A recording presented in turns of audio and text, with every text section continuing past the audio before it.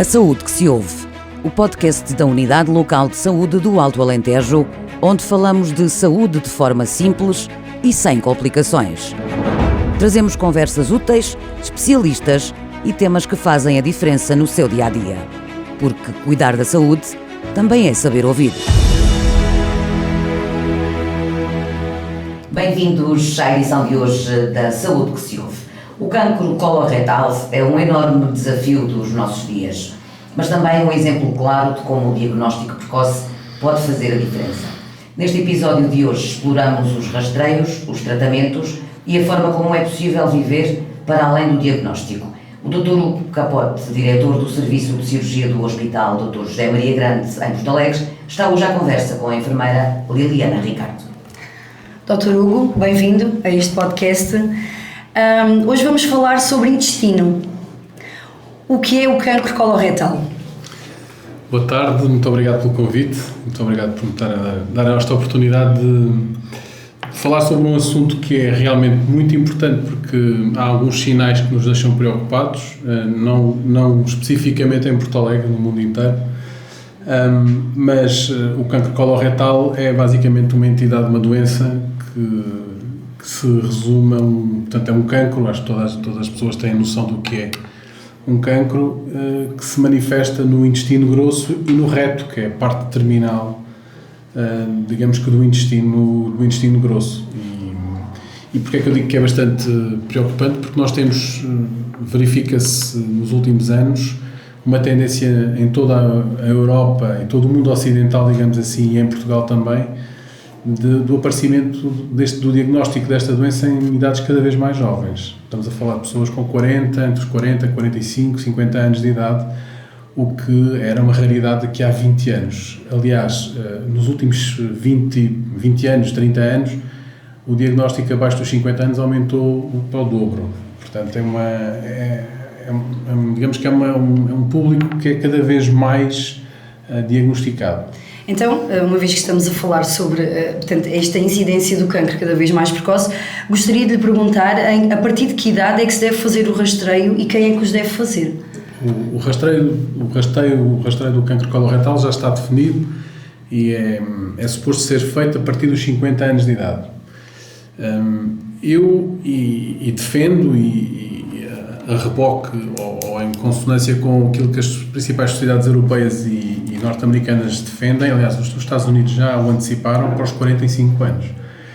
Isto precisamente porque a incidência deste cancro, a incidência é o número de novos casos que aparecem, é cada vez maior em populações mais novas, abaixo dos 50 anos de idade. E, portanto, justifica-se. É claro que isto depois, enfim, tem que ser feitos outros tipos de estudos, nomeadamente económicos, se justifica generalizar a toda a população com 45 anos a realização de uma colonoscopia. E estamos a falar de homens e mulheres. Homens e mulheres, mas o principal, mas mais nos homens. Portanto, a incidência é mais no sexo masculino? No sexo masculino, sim. Quais é que são os principais fatores de risco? Há muitos fatores de risco. Eu vou falar aqui porque isto é relativamente, não é para darmos uma aula, mas aquilo que verdadeiramente está provado e que explica um bocadinho esta tendência mais recente para uma idade cada vez mais nova é o abuso que as sociedades ocidentais têm de carne, de ultraprocessados, de comida ultraprocessada, de sedentarismo e de álcool e tabaco. Portanto, estes fatores estão claramente associados ao aumento do risco, de fatores de risco para cancro coloretal. Curiosamente, nós que vivíamos num país que tem uma dieta mediterrânica, a dieta mediterrânica é precisamente um fator de proteção contra o cancro coloretal. Porquê? Porque era muito variada na proteína, não era só carne, tinha peixe, tinha muitos legumes, tinha muitas fibras, tinha uma variedade de... Temos o azeite também, não é? Sim, tem uma variedade de alimentos que está associada a um fator de proteção contra o cancro coloretal. A colonoscopia ainda é o melhor exame para diagnóstico do cancro coloretal? Sem dúvida nenhuma, porque permite não só o diagnóstico, como quando se detecta um pequeno pólipo, portanto que é uma lesão inicial que depois é precursora, portanto vai dar depois lugar um cancro coloretal, essa pequena lesão é passível de ser excisada, de ser retirada através de uma colonoscopia. Atempadamente, não é? Ficando a pessoa curada.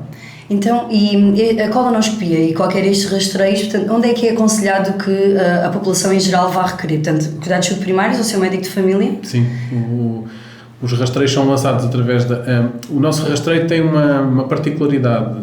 Toda a população tem que fazer um teste de pesquisa de sangue oculto nas fezes e só quando a pesquisa de sangue oculto nas fezes é positivo é que o doente é que depois passa a fazer a colonoscopia.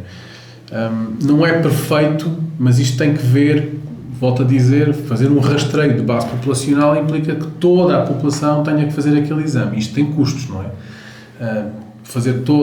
Obrigar ou lançar um programa para que toda a população faça uma colonoscopia tem encargos grandes e, portanto, decidiu-se triar essa população fazendo essa pesquisa de sangue oculto nas fezes, que é pedido pelos médicos de família nos cuidados de saúde primários.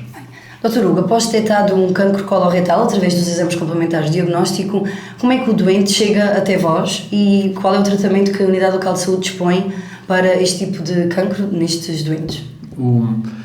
A maior parte dos doentes chegam até nós através ou dos cuidados de saúde primários ou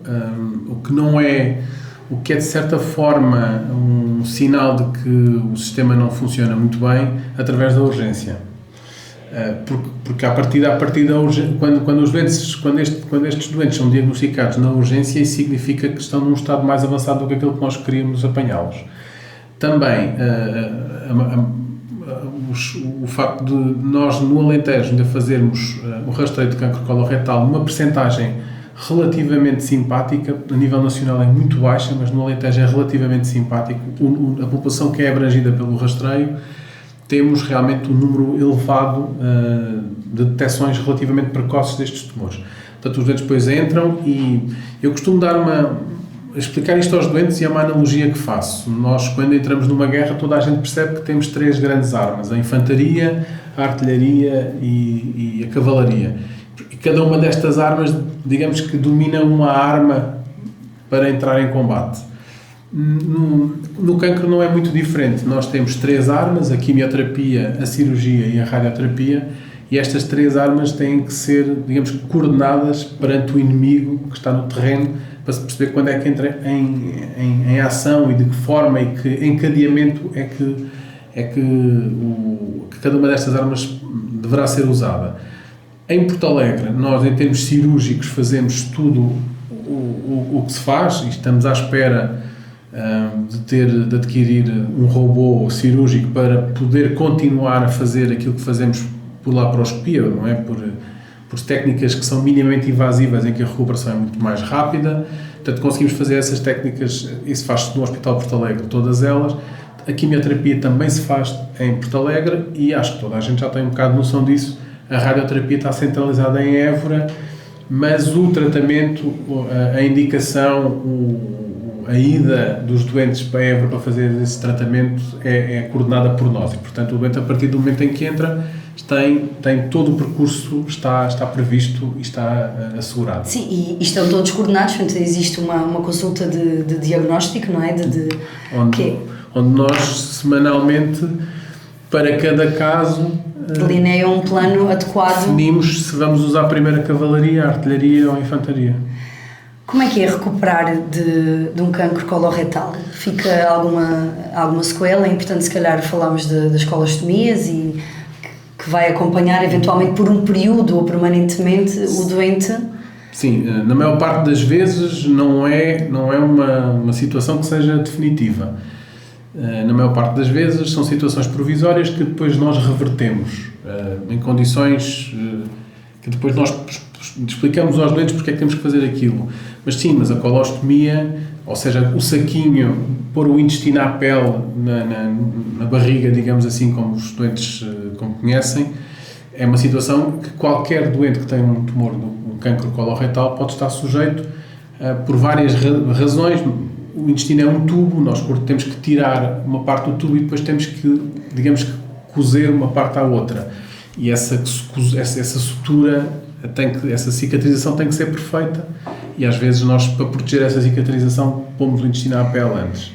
Mas é uma situação que, devo dizer, não tem nada a ver com aquilo que era, porque o tipo de sacos que existem hoje em dia, o tipo de materiais que existem hoje em dia, o tipo de qualidade dos produtos que existem hoje em dia, permitem às pessoas ter uma vida praticamente normal, inclusivamente ir à piscina, porque os sacos hoje permitem ir à piscina, não descolam, não deixam... E também acrescentar que já há sítios em que têm casas de banho só para troca de sacos de colostomia. Exatamente. Não deixam cheiro. Deixam cheiro, e portanto, sim, não é uma situação esteticamente, como é evidente, toda a gente percebe isso, mas nós temos que perceber de onde é que partimos. Estamos a partir de uma situação que pode ser letal, pode pôr em risco a vida daquele doente, enfim, ter a vida salva, e em troca ter um saco, digamos que se calhar não é assim uma troca tão... Mas como digo, as técnicas evoluem, e hoje em dia, inclusivamente, há técnicas em que já nem passam por haver cirurgia. Se o tumor biologicamente for favorável, pode fazer só quimio e rádio e não precisa fazer mais nada. Muito obrigada, Dr. Hugo Capote, por esta intervenção. Deixar aqui que realmente o mais importante é um rastreio precoce para que cheguemos a um tratamento mais adequado. Exatamente. Obrigada. Não ter medo de fazer colonoscopias, porque elas são feitas sob sedação, portanto as pessoas estão a dormir, não sentem nada. Isso é muito importante, porque fazer este exame causa sempre muita ansiedade. E falámos dos sacos efetivamente da colostomia, que ainda temos muitos doentes que às vezes nem têm bem noção daquilo que é o cancro, mas não querem ficar com o saco. A população mais idosa aborda muito este tema e efetivamente foi muito interessante ter abordado. Obrigada. Obrigado. Obrigada também por nos ouvirem. A Saúde que se ouve está de volta na próxima terça-feira. Estes episódios estão disponíveis nas redes sociais da Rádio Porto Alegre, Unidade Local de Saúde do Alto Alentejo, e também no Spotify. A Saúde que se ouve, o podcast da Unidade Local de Saúde do Alto Alentejo. Porque ouvir é um passo para viver melhor. O nosso valor, a sua saúde.